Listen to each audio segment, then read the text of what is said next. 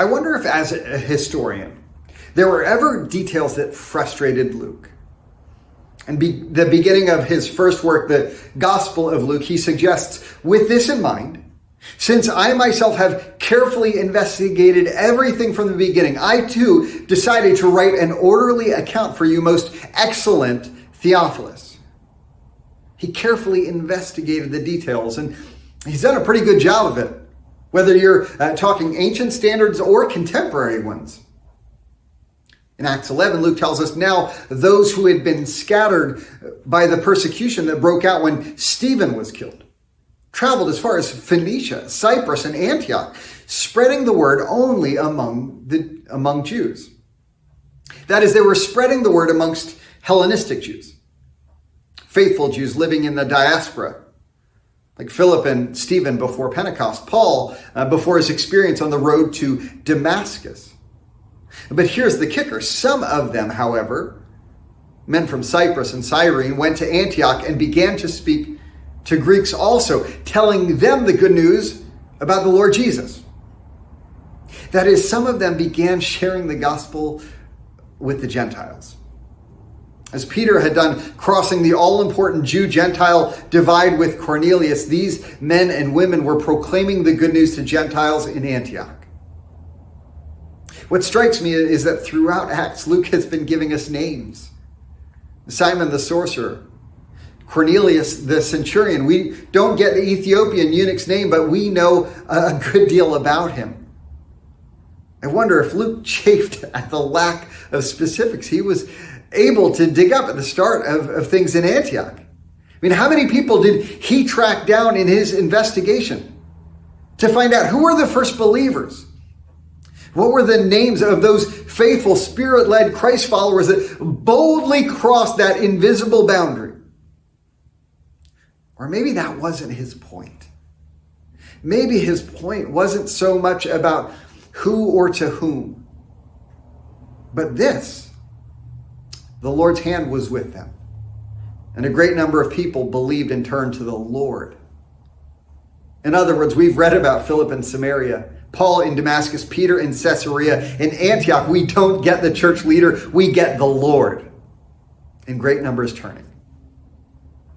As happened following Cornelius and his family receiving the Spirit and baptism, news of this reached the church in Jerusalem, and they sent Barnabas to Antioch. So, okay, we finally get a leader, but it's interesting to note, they didn't send an apostle on this task, as they did in Samaria or confirmation of what happened in Caesarea. We were introduced to Barnabas back in Acts chapter 4. There we're told his name meant son of encouragement.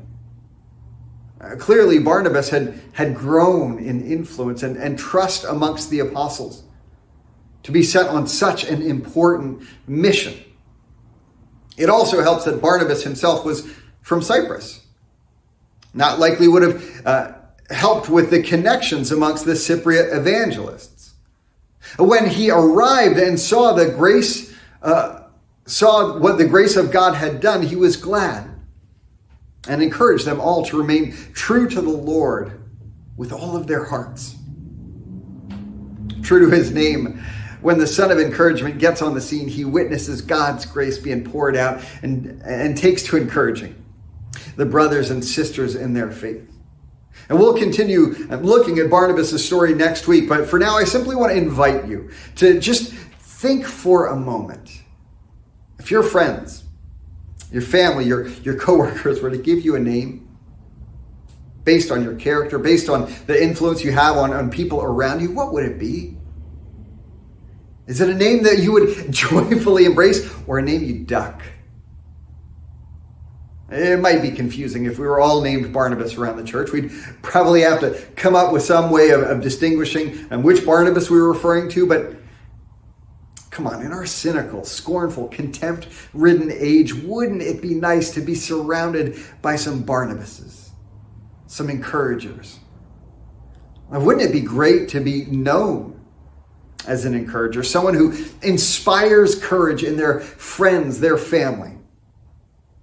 or everyone else disbelieves and says it can't be done, for you to say you can.